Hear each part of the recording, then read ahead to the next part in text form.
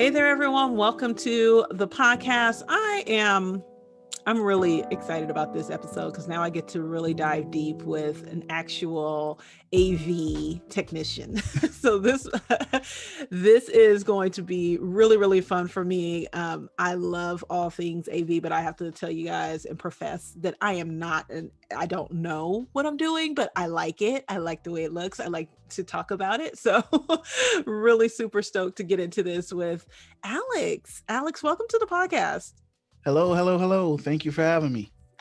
Absolutely, absolutely. So I'll let you introduce yourself in just a second, but you have a podcast by the name of Everything is Content. So we're going to dive into why you started that podcast. But first, introduce yourself and let people know who you are and what you do. Okay, my name is Alex Miner. I'm a video marketing strategist and the owner of an agency called I Am Media. And we work with coaches, consultants, and small business owners on their personal and professional brands or business brands. And we create content that is not just, pretty videos, but we really try to give people targeted assets that are supposed to accomplish a goal. So, I want my clients to be at point A and find out what point B, C, D is, or wherever it is that they're trying to go. And that will inform the kind of content that we make, what kind of strategy we develop, and hopefully we help them get farther down the path towards those goals. So tell me why you started the podcast. Well, Everything is Content it's kind of a new venture, but not really. It's really a rebrand of a podcast that I started last year, which was called 1000 Miles, the Road to Entrepreneurship. I love the podcast. Those episodes are still up, and we got about 8 episodes in, and I realized that I felt like I wasn't doing everything that I could possibly do with the podcast, right? Because the whole goal of a podcast, if you're a business owner and you start a podcast, is really in the end, we all want money, right? We all want money. Let's be real. So we're trying to develop an audience. We're trying to generate money opportunities, right? And while I was having fun helping people tell parts of their story, I felt like I wasn't serving the community that I really wanted to serve. Um, and if you follow me on LinkedIn or any place else and you see a lot of the content that I create, I'm not just telling stories. I'm really trying to help people level up on their content creating journey, whether that is, knowing how to create the content yourself, or maybe shifting your mindset as to what the possibilities even are when it comes to content, or developing a content strategy. And so those are the things that I'm really passionate about. And I felt like I wasn't doing that. And one of the things that you'll hear me talk about a lot when I get on podcasts and when I talk to other people is the missed opportunities for content that are all around us. And one of my big pet peeves is in business, especially when you talk about content marketing, most people default to writing. And I'm like, that's not the only type of content there is, but you get people who get stuck on that because they're thinking about content writing as it applies to, blogs, websites, SEO, and those sorts of things. And I'm like, no, there's so much more to the concept in the game of the creation of content. And I'm just like, it's not just writing, it's not just the written words, everything is content. Everything that we do in our daily lives has the potential to become a piece of content, whether that's video, whether that's audio, whether that's written word, whether that's pictures. So I really wanted to switch the gears of the podcast, rebrand and relaunch from this perspective where everything is content, because like I said, I'm a video guy, and I will talk about video a lot on my podcast, but video is not all that there is.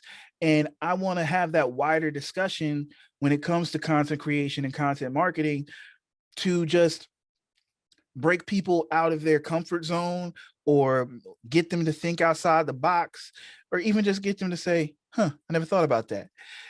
Because there are so many possibilities when it comes to creating content. And a lot of people put rules on themselves, or they restrict themselves, and that can keep them from creating that next piece of content, which might win them that customer or that deal, or even just start that conversation that leads to something greater.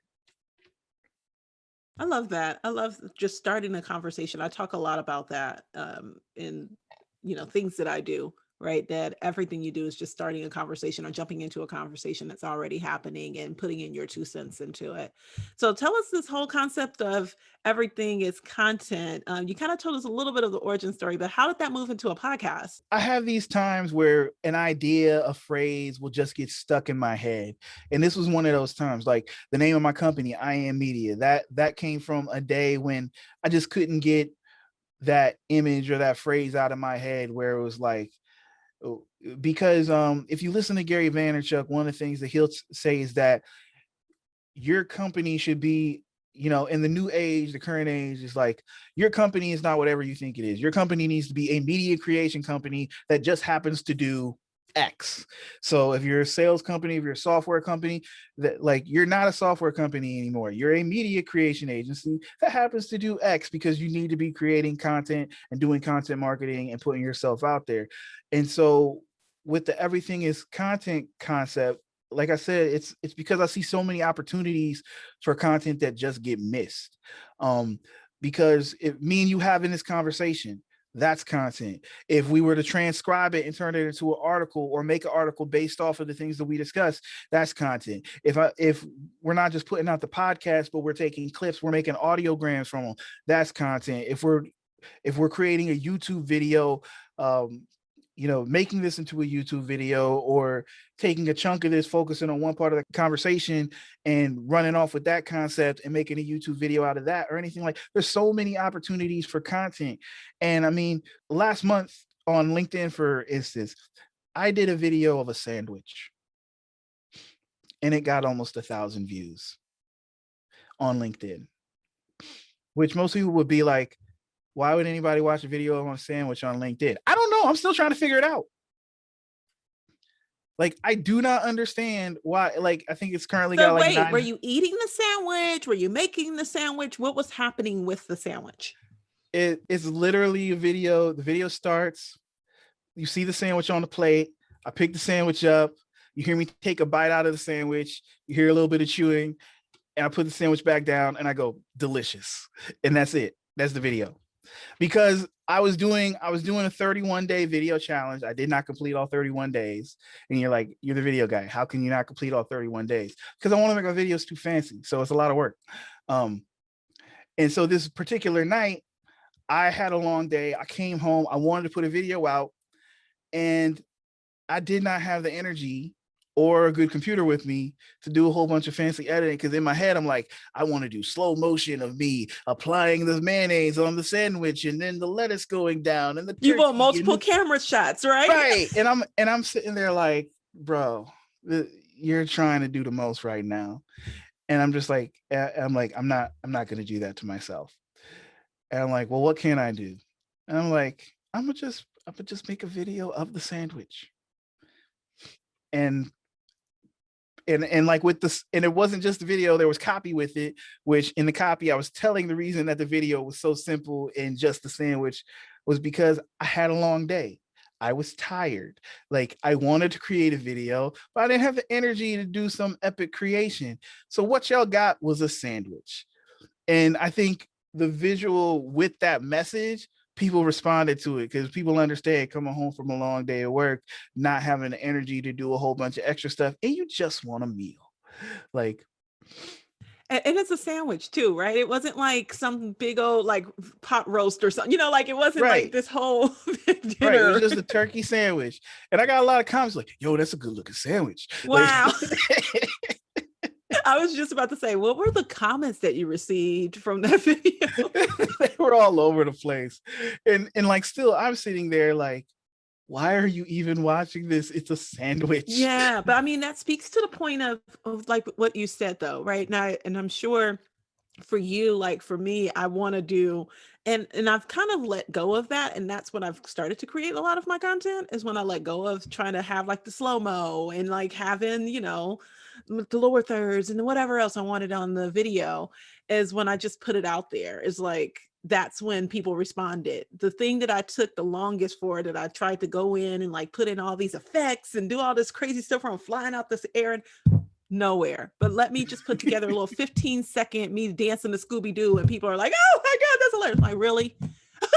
Like, Yeah, and that's another thing with creating content. It's often the stuff that you think won't work or that you think nobody's going to care about that hits the hardest and resonates the most and does the most for you. yeah, um and it's I mean, I've seen crazy. this multiple times over the years, not just in stuff that I've done, but like you hear these stories like one of the big mistakes that I think people do, and especially when I see companies who are hiring a videographer for the first time or trying to hire people on their marketing team, and you'll see in these job descriptions people like, yeah, we need somebody who can help us create viral videos. I mean, I'm like, you already lost. You already lost. If your whole deal is They, that you want specifically viral videos, you're never going to get anywhere, because almost everybody who has a video go viral, like, and I'm saying there are a few people out there who really have figured out formulas and they can do it at the drop of a hat, but they are the exception, not the rule. The majority of people who go viral will tell you that they never expected the content to go viral. They never created it with the intent for it to go viral. They just did something that was dope or something that was funny or something where they just stopped giving a F and it happened to take off. So if you spend your time hunting and searching and trying to reverse engineer viral content, you're missing out, and ultimately you're probably going to lose and be frustrated, because those great viral moments, they happen by accident most of the time. And the thing is, you have a better chance of having one of those viral moments if you just make a lot of shit. And so that's what people need to concentrate on, is just creating more content, not creating viral content, just create more content. Because if you create a load of content and you happen to have something that goes viral, well, then you won. But if you never have anything go viral, you still won, because you got a ton of content out there and you got a ton of opportunities for people to find you and figure out who you are and what you're doing and become a fan. But if you spend all your time trying to create this, basically this hit record of the internet and never put out anything unless you think it's going to be that hit, you're going to waste a lot of time and have a lot of heartache. yeah, and that brings to mind something that I've talked about on this podcast before, which is one of my solo episodes, was Tyrese. Tyrese had a song called Sweet Lady. And he said, I Yes. hated that song. He's like, I did not want to sing it. He's like, I hated it. And he's like, this is the time when Usher was out, and he's like, I want to sing the other stuff. And he sung that song, and he was like, and it just hit. And he's like, and I did not want to sing that song. And it's like, wow, like imagine, sometimes it's that one piece of content that you just like, I don't know if anybody, and it just takes off Oh like yeah. nobody's business. Oh Right. yeah. So There's tons of stories like that, especially in music. Um, like Cisco. I was watching a documentary with Cisco. He never wanted to do a solo record. He only wanted to do Drew Hill albums. But what a lot of people don't know is one of the members of Drew Hill quit. And while they were trying to convince him to come back, they went and said, yo, Cisco, go do a record just so you kind of keep the name alive. And then he went and did that and came out with Thong Song, which was also a song that record was not intended for him. The producers who produced the record had isn't that actually, crazy? yeah, the producers who produced that record actually made it with Michael Jackson in mind. But at the time, they couldn't get to Michael Jackson. Cisco heard the record, begged them to give him the record. They didn't want to give him the record, but he finally wore them down, came out with Thong Song, and it became a massive hit. And next thing you know, those producers who have been trying to get to Michael Jackson, hey, I'm one of Michael Jackson's people. He wants something like Thong Song. And that like speaks to what we're talking about right here, is everything is content, right? And the way in which you put some things out, the intention behind it, you may not even think it'll go that far. You may not even think you'll get that opportunity from it. And then automatically it attracts those opportunities from you, just from you putting that stuff out there, right? And then eventually that story ends not so well because he said a line from Ricky Martin, and then Ricky Yeah, Martin's well, people that came that from. goes into But publishing and all that stuff, and that's I always like to throw that out there to also say, make sure that you're going and you're taking a look at, intellectual property and licensing, all that good stuff. Take it to the Well, see, lawyers. Make that's sure you really not his fault. That's more the label's fault. They should have Yeah, taken no, it's care of that. definitely on the label. They're supposed to clear, like, it went through multiple layers at and the nobody label, got it. It's and like nobody so caught it. crazy. Living La Vida Loca. Would you ever have thought? Just saying I know. those words. I know.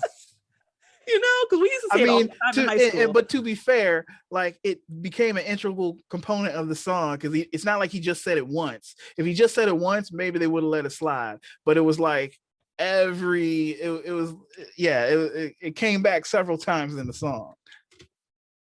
So yeah, it's crazy. But I say all of that to say, you're right. And I love that story. And I think that story is kind of going mini viral right now. A lot of people are picking up on it and talking about it. And the fact that song was like one of the biggest like hit songs that he really, he was feeling it, but he didn't know it was go that far. Right. And so for you as a content creator, as well as a videographer and AV, all that good stuff, what is the one thing you feel like, I'll speak specifically about podcasters, and we can go to other folks like brands and small business owners, things to that effect. What is the one thing you think should be in every single piece of content?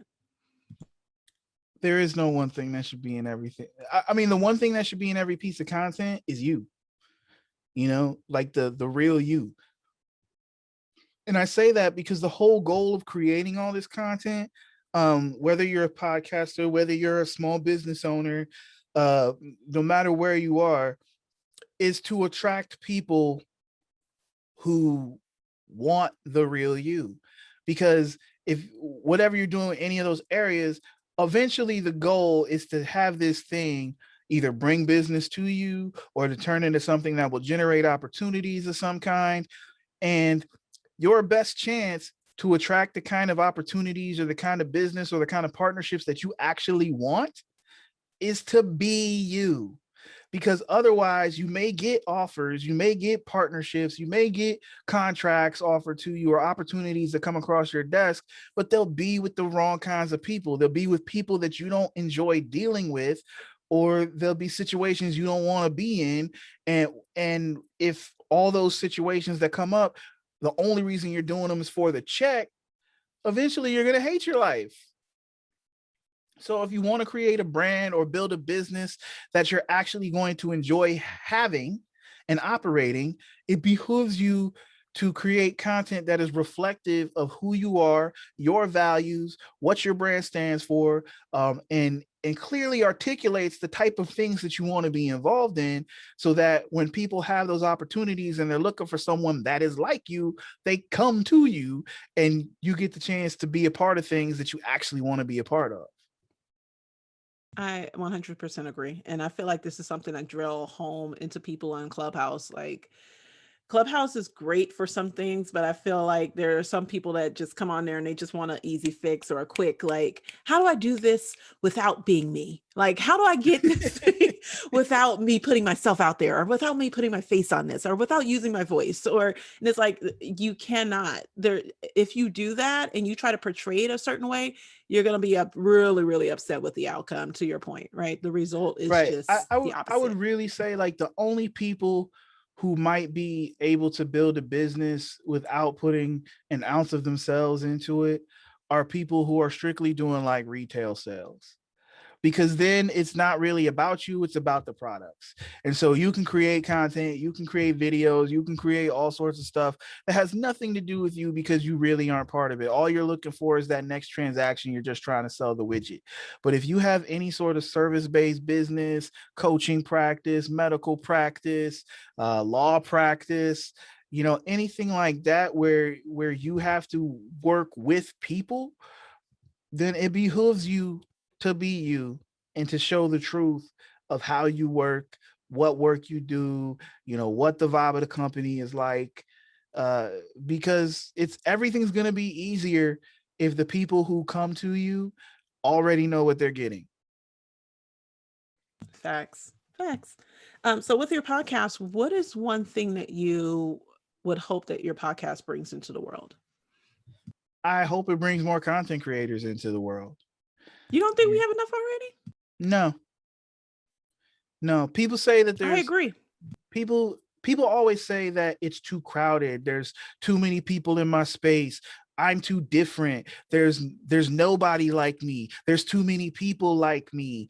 Like it's already been done. Yeah, but nobody's done it like you. You know, Eh, no matter what you're into, there's space for you. Like the world keeps turning, time doesn't stop. There's always going to be people who are dropping off and people who are hopping on and people who are still operating and have been operating for years. So there's always going to be an opportunity for you to come in, establish yourself, gain a foothold, and take home your piece of the market. Because the simple fact is that even if the products and services that you offer are just like somebody else's, they don't operate exactly the same way that you do. Even if you're attempting to copy their exact business model, you are not them. They are not you. You're going to do something different. You're going to do something that would turn one of their customers off and be perfect for somebody else. And I think it behooves you to put yourself out there for the people who need you, and you can make their life better and they can make your life better by giving you money. So I always say there's an exchange that happens, right? I give you something, you give me something, right? There's always a give and a take. There's an exchange that always happens in the transaction. yeah, Um, Talk to me a little bit about, let's dive into some of the AV and all that good stuff, right? Some of the film. What are some of the tips that you can give to small business owners who may have a limited budget, who want to create content, whether it's LinkedIn, whatever platform it's on? What are some of the tips that you can give to them? you probably already have everything you need. If you got a smartphone in your pocket, you're good. Uh, and I mean that honestly. There's tons of people out there who don't need me, who don't need people like me. They just need the courage to start creating and putting out content consistently. And maybe honestly, like maybe you don't have the time. Maybe you don't have the time, maybe you don't have the patience, maybe you don't want to learn the tech. In that case, yes, maybe you do need someone like me because there's no other way that it's going to get done. But there are lots of self-starters out there who, if they reach in their pocket, take out their cell phone and watch a couple of YouTube videos, you could be off to the races. And that's part of the reason why I want to do the podcast. um Everything is content, and talk on podcasts like this and just kind of spread this gospel of content creation. It's because most people already have what they need to get started. They just have these mental blocks or emotional blocks or just lack of experience telling them that they can't. And I want to you know help them with that mindset, to shift their thinking, shift their perspective, and see, oh, there are these strategies that I can employ. There are these types of content that I can create. Maybe it's not at the level that I think it should be, but everybody's got to start somewhere. And one of the things that I really preach is that when you first start creating content, no matter what kind of content it is, audio, video, words, whatever, nobody's watching and nobody cares. And that's a powerful position to be in, because when nobody's watching and nobody cares, that's when you can get all the kinks out. That's when you can make all the mistakes. That's where you can screw up and it doesn't matter. Um, like one of the LinkedIn coaches or content creators that I hang out with is a guy named Andy Foote. He's a writer and he tells people all the time that, like, if you dig hard enough, you can still find his earliest writings that he is horribly embarrassed about. They're still on his website. He don't take them down. He's like, they're there, but they don't matter because nobody was paying attention to me then. Everybody's paying attention now. And so the stuff that I do now kicks ass. And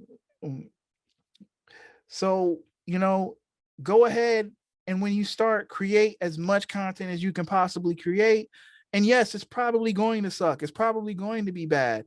But by the time that you've done, if you're really prodigious about it, by the time you've hit that, 30, 40, 50th, whatever, picture, video, podcast, whatever type of piece of content, you probably will be way better than you were at number one. Yeah, I remember starting this off in my garage, and oh my gosh, whew, it was horrible. It's really, really bad. But I started this podcast, or I started this podcast series, I should say, for that reason, because I get the question in my DMs all the time. I want to start a podcast. I think I want to start a podcast, and I'm like, what drives people to actually start a podcast? Like, what actually just gets someone to say, you know what, I'm going to do this. I'm going to push the button and I'm going to go. Because it's a lot of work. It's not Yeah. easy. You're doing this usually on top of taking clients and doing all of the other things that we do just as human beings or as parents or, what have you. What makes someone crazy enough to go, okay, on top of all those other things, I'm going to actually start a podcast. And that's why this series was born, because I do want to see more content creators, especially African-American people, people of color just in general, but specifically moms and women. I want to hear more of those voices and those stories. I feel like those stories get ripped apart from the original culture of it, and then we're upset and mad because we're not the ones to put it out there. But it's like, well, Right. you had the opportunity, and the opportunity is still here, so we can still do that. With all of that being said, within creating the podcast and doing everything you're doing now and helping content creators and all that good stuff, what's next on the horizon for you as a content creator? What are some of the projects that you're currently working on or hoping to work on in the future? Well, I have a variety of things going on. I am waiting on finalization of some agreements right now that would have me doing videos or a series of videos for some decent sized clients. I have one client where I'm helping him produce a video series that he's licensing to a cable network right now. Um, I have other clients, like it's a grab bag. Um, One of the things about doing what I do is that you kind of never know what you're going to be doing. There's all sorts of things that come across the desk. Um, and so I'm really just looking for new opportunities for new clients that resonate with me and that, see content as the opportunity that it really is, that already, know the value of what it is that I offer. Cause I'm not trying to convince anybody, right? I don't, if you don't believe that video can be a powerful tool for, you know, building your business or building your brand, like, I'm not going to sit here and try to make you believe it. Like, that's a waste of my time and yours. So I'm looking for people who already are aware and just looking for, that helping hand. Um, and to that, I am, I'm just starting to flesh it out, but I didn't want to do this for the longest time. I fought against it, but I'm finally going to join the wave of people creating a course and trying to do all that stuff. Like, I didn't want to do it, but it's everything that I know, everything that I do, all the content that I create, it's kind of pushing me in that direction. And I'm kind of like, at this point, I'm finally like, fine, I'll But why do do you it. seem hesitant? We just had a whole conversation around, hey, no one else is going to do it like Because I don't really you. want, I never really wanted to teach. I wanted to do, I don't, I want to do the thing. I want to do the thing for people. But a lot of people, but there are a ton of people out there who, um, when they hear my content, they say it helps them do it themselves. And it's like, well, if I'm good at helping people do it themselves, well, then I might as well really help people do it themselves. Because when I'm on these podcasts, when I'm creating content, a lot of times I can only go so deep. I can only get surface level. There's always further down the rabbit hole you can go. And if the surface level stuff is helping people, then it's like, how much can I help folks if I really dive in? And because, and this is something that I say to a lot of people, especially subject matter experts, is that, and I guess I am one myself, is that we have a lot of blind spots, right? Because we're so used to being immersed in whatever our area is, that the things that are simple to us and everyday to us are like profound breakthroughs to people that are not doing what we do. And this is like one of those things that I've really had to internalize myself and just be like, look, I see all these people doing this. I think I could do it better. I should do it better. Let me stop fighting this and just go ahead and put the time aside to put this thing together and see if we can make it work. Because because not only am I doing them a disservice if I'm not putting that content out there, I'm doing myself a disservice because I'm not building my business in a direction that could potentially make me a lot of money. And I think too, to that point, it's like you have all these years of experience. We talked before, and I want to talk a little bit about that as well, about before the pandemic happened, before all this, the C word happened, right? What you were doing and how you were engrossed into helping a lot of companies in the entertainment space, right? And so Right. you have all those years of expertise and experience that I think, at the same token, right, you're possibly overlooking Yeah, no, that are because very yeah, valuable to before others. COVID, before the world just paused, um, I spent the previous 8-9 years as a video engineer and projectionist working in the corporate event space. So if you've ever been to one of those huge conferences where they got the general sessions with the super wide curved screens and giant projections, and the big boss of whatever international company is on stage giving his presentation, and all the speakers and all that stuff, yearly corporate meetings, that's what I was doing. I was the one setting up those big screens and systems and running the video signals backstage, and made good money doing it. But then COVID happened and everything got canceled. And I was already building this production business on the side. That was my side hustle for like the last 2 years. And then it was like, okay, I guess I got to do this full time now. Because I didn't have nothing else. Like, nobody wants to hire me as a full-time employee. They'll pay me as a specialist to come in and do the thing and get out of Dodge, but nobody's going to pay me what I want to be a full-time employee. I'm expensive. Hey, I heard it. And you should be, all those Is years of experience, you should be.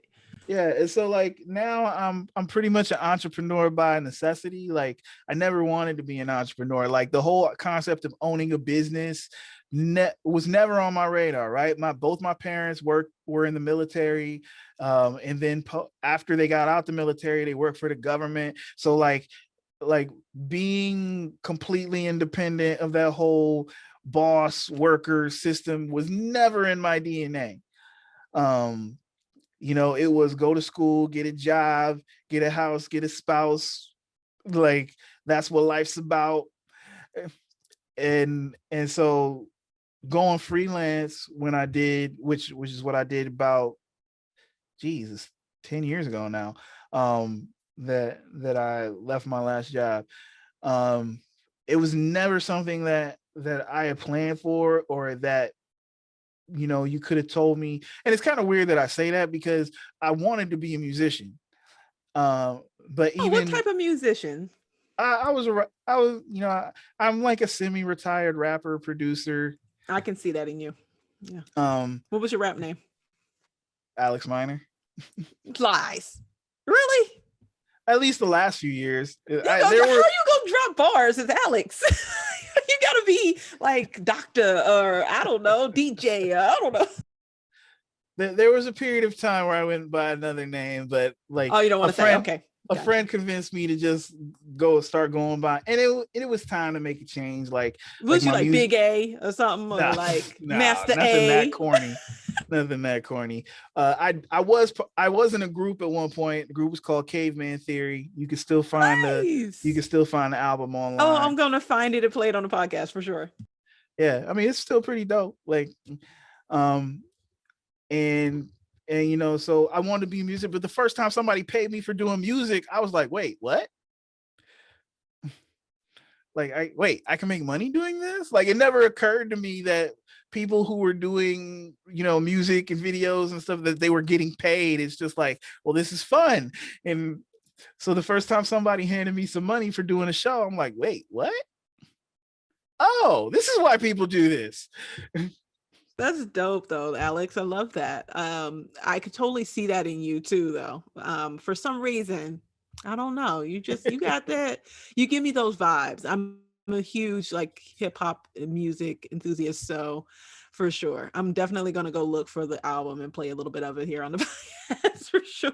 It's good music, so I You got to won't be rap a mad little at it. bit too. I hopefully your everything is content will also come with some flows and some, some bars. Just saying. I want to get back into doing music. It's just finding time, Gotta keep these bills paid. Absolutely. Absolutely. So tell me a little bit. You told me about the podcast, why you started the podcast, what you hope the podcast will do in the world. Tell me, you told me what was next on the horizon and that you also had a past past life as a rapper and in a group. Tell me a little bit more about where you're going now with, just the whole thing as it is, because LinkedIn just dropped the whole creators thing on us. So, and I know LinkedIn is your jam, right? Yeah. Right. So with LinkedIn, I just that's another thing that I kind of want to get into that I never thought that I would get into is but life is kind of pushing me in that direction, or how they say if you hang out with certain people that shows you what path you're on. So like right now I'm hanging out with a bunch of LinkedIn coaches and LinkedIn trainers and things like that, and so it's like, and I know more than the average bear about LinkedIn. It's like, okay, eventually I'm going to have to start doing LinkedIn coaching. Tell us some of the success that you've gotten on LinkedIn, some of your success stories, all that good stuff, and why we should be using LinkedIn. Because I have to be honest with you, I was there and then I left and then I came back a little bit. So tell me a little bit. The real big success is just the relationships that have formed because of LinkedIn activity. And when I say success on LinkedIn, like now, so I create video content for various people, and I don't do everything right on LinkedIn. Like, let's be clear. One thing that I don't do enough is I don't sell. Like, I don't like being a salesy guy. I don't, and like I have business coaches and LinkedIn trainers and things that I converse with on a daily basis who do sell and sell successfully. And it's not like they're selling all the time, but at least once a week they're dropping that post where like, hey, I got this offer for you. You better get in on this right now. And like, I don't do that. Like, and I should be, especially because I'm trying to come up with more digital offers. And part of the problem has been for the last year, while I've been building up that momentum on LinkedIn and building some of these relationships, I didn't know what I wanted to offer people. And so now I'm finally coming to the point. And so like, I wasn't trying to sell because it was like, what am I selling? But I knew that building up a LinkedIn audience and building that authority could be valuable in the future. So I put some time into it. And now it's finally come to the point where I'm finally wrapping my head around it. And it's like, okay, I think I figured out what I can offer to people that would actually be valuable and that I would actually be comfortable doing, and that I wouldn't feel like a friggin' fake trying to So sell people. that was what I was going to ask you next, though. So do you feel like selling anywhere really? Because if you're not selling on LinkedIn, I'm sure you're not selling anywhere else. Do you feel like that?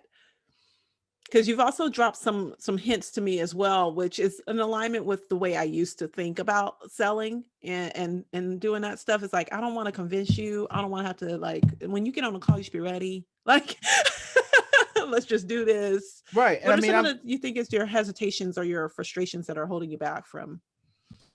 well, it's not, well, like I said, with LinkedIn specifically, like I didn't know what to sell because most of my business has been, in person filming and then editing and delivering the content. So like I never really planned to do much business online. So I hadn't structured the business that way. I hadn't developed products and services for that.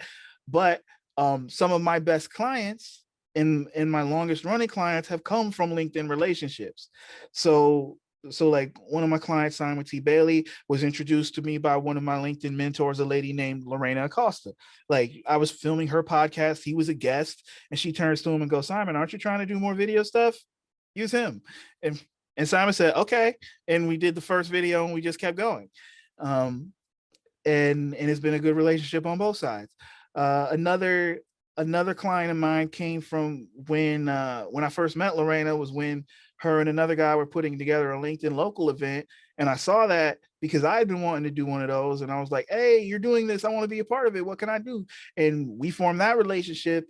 And one of the people who came to that event and then saw video content I created about the event has become one of my longest running clients. So so those are two of the relationships that came specifically from LinkedIn activity, not necessarily from making a post on the platform, but from being involved in the platform, forming relationships. I made a lot of money from that. I've got another lady right now who I've been wanting to work with for like 2 years, and she's ready to pull the trigger now, but met her through LinkedIn. Um, so there are those opportunities that come, and sales cycles may vary. Uh, but like I said, I'm not trying to browbeat anybody into wanting to do business. I'm trying to put myself out there and position myself so that when people are ready, I'm ready to give them what they need.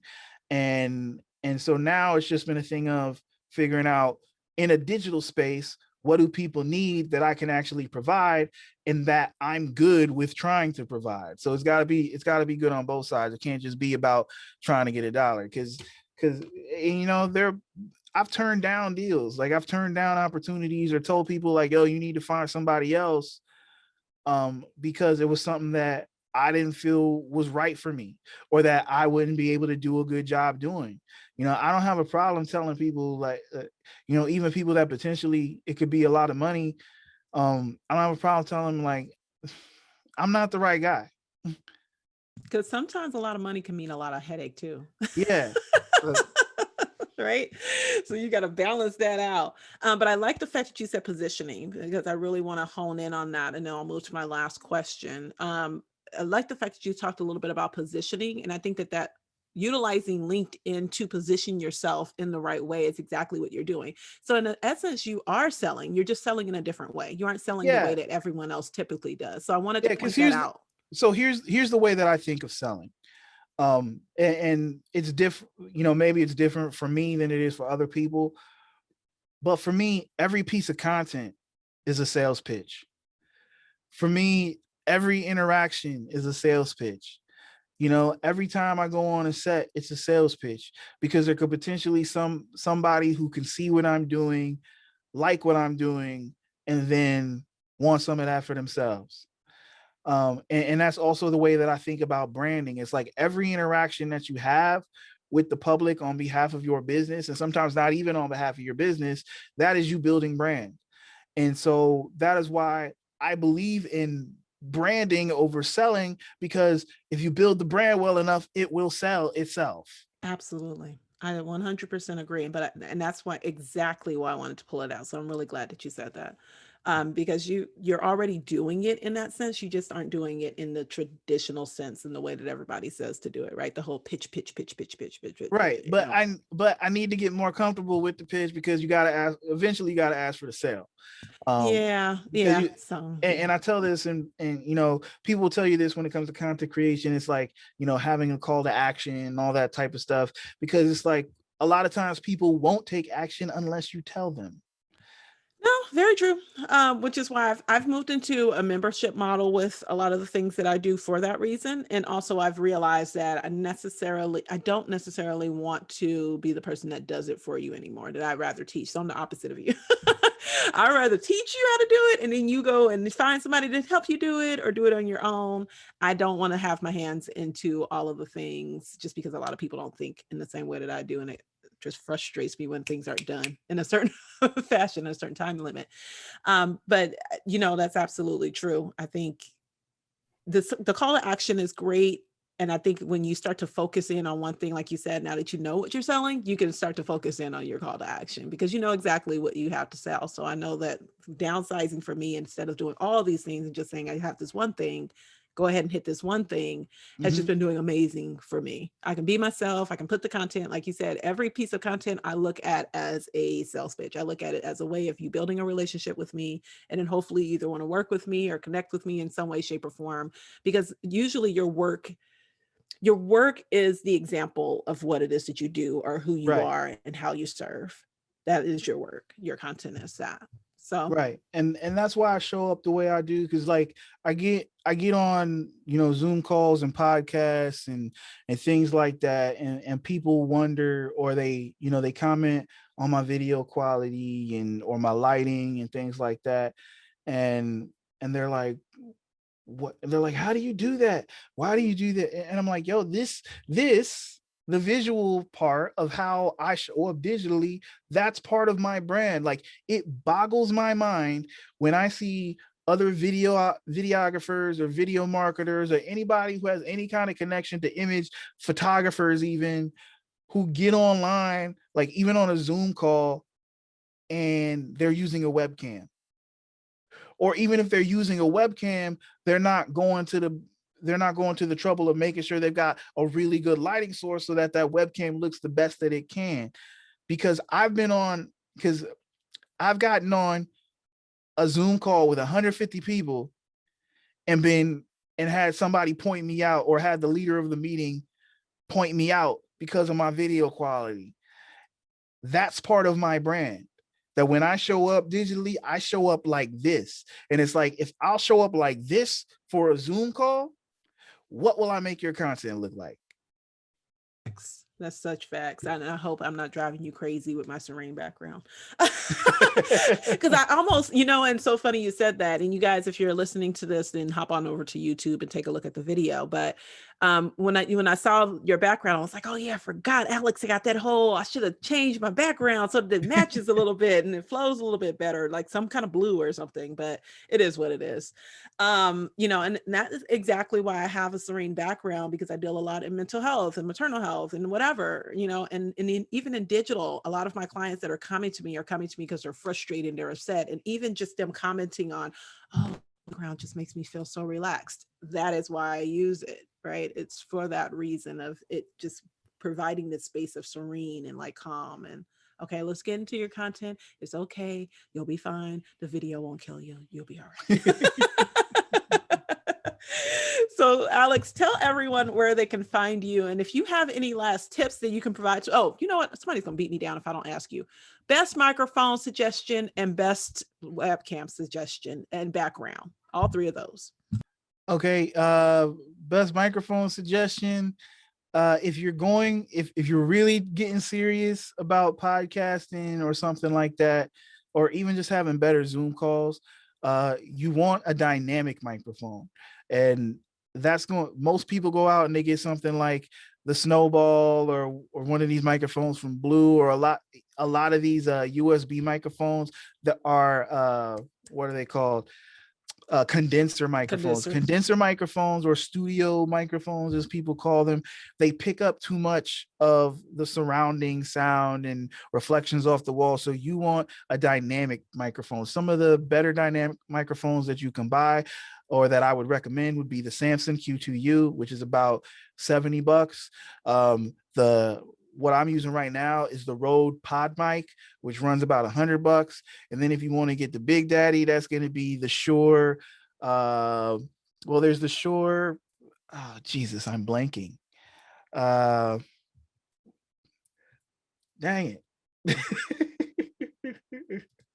I can't believe this. You know what? Go to Alex. What's your website address? They can go to your website to find these things. I Am Media. SM7B, the Shure SM7B. That is like the official, podcast mic of podcast mics. If you want that radio kind of sound, that's the microphone that you're going after. Yeah, I think you suggested that one to me. That runs about $400.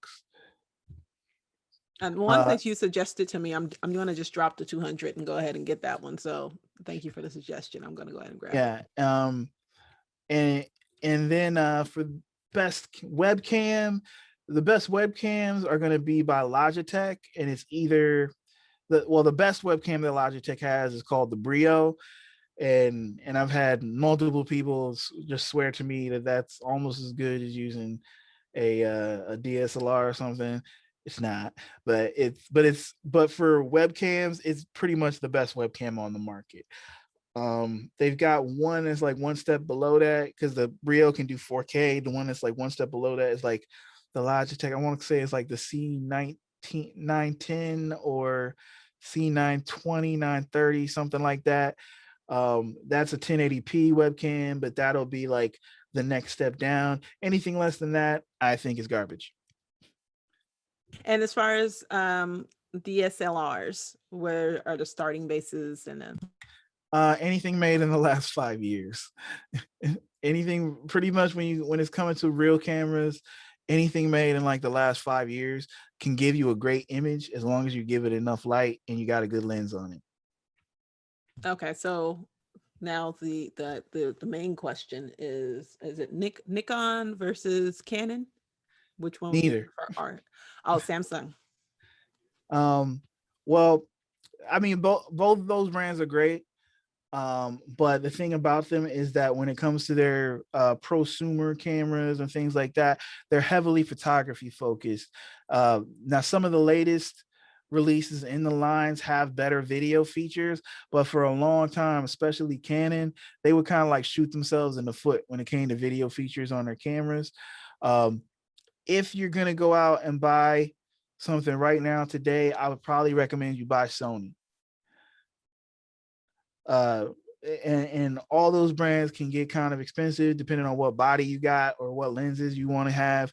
But Sony right out the box for most of those is going to it's especially if you get one of the models released in like the last 2 or 3 years. They're, in my opinion, they're just going to be better. All right, and I think our last ones are lighting and backdrop, right?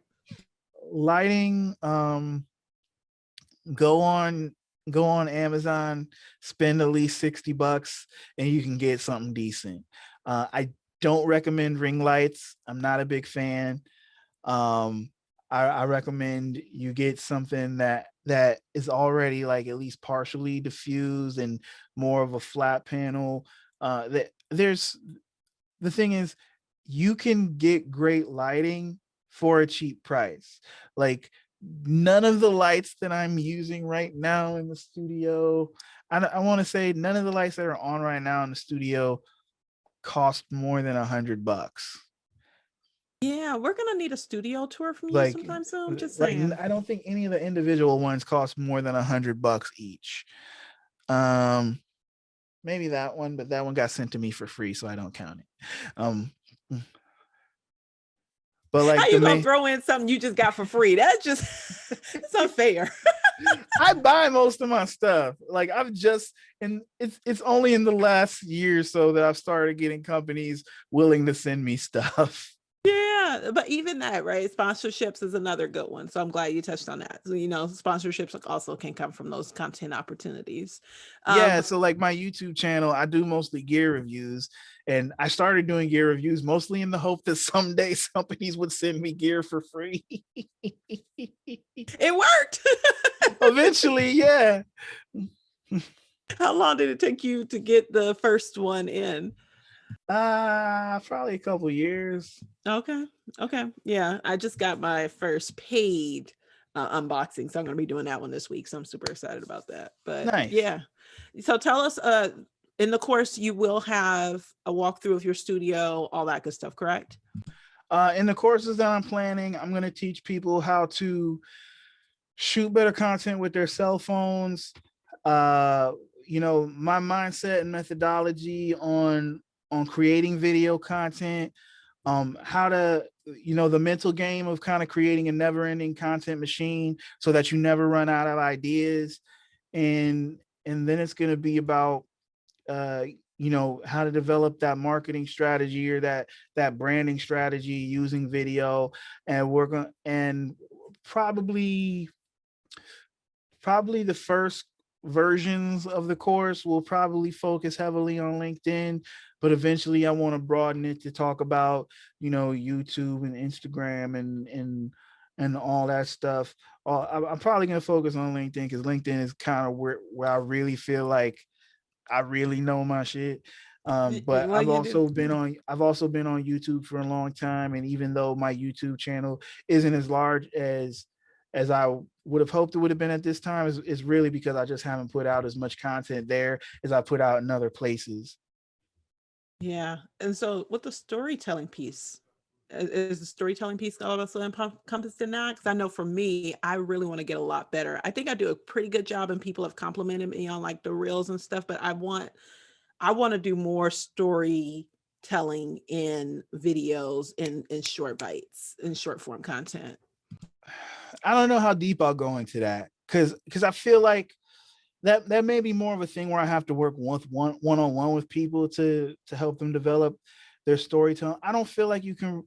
I feel like it's very difficult to teach something that's as broad as storytelling, um, just in a course, unless the entire course is focused on storytelling. Because there's so many nuances and things to storytelling. That's something you got to dive deep on. Super interesting that you said that. So I'm going to look for the name of these people that I found on YouTube, these guys, but they have a course, and part of it is storytelling, and then they move into shooting and everything else. So it's really interesting that you said that. I mean, there are general principles that you can teach people. I don't feel like I'm the best person to teach that. Working with somebody one-on-one and learning about, what their business is or what their specific goals are, that's when I can help somebody develop their storytelling and develop their, overarching structure and things like that. In a course, I don't feel like I can get deep enough. Like that's something that's really personal. I feel like I really got to get to know you to be able to help you there. I like it. Great. I love to hear that. And so your backdrop recommendations, and then where people can find you. As for backdrops, just make it not look a mess, or make it so people can't see it, and then put good lights on it. So, because if you can see what the studio actually looks like, because this is the real background, but you can't see it. Oh. I make it pretty with lights so that you won't examine it too close. So there's a trick to this, is what you're saying. Got it. Oh yeah. This room does not look anything like what I want it to look like. So I make sure you can't see it clearly and that there are pretty lights. That is awesome. Okay, well, we can't wait to see your course then. Alex, go ahead and tell everyone where they can find you. You can find me on LinkedIn, the easiest, at Alex Miner, or you can find me on Clubhouse if you want to search for my handle. It's LinkedIn Video. And then my website for my company is IamMedia, EYEAMMEDIA.com. Thank you so much for coming on, Alex. This has been really fun. I love talking about content creation, so I'm glad you came onto the podcast. Well, thank you for having me. It was a great conversation.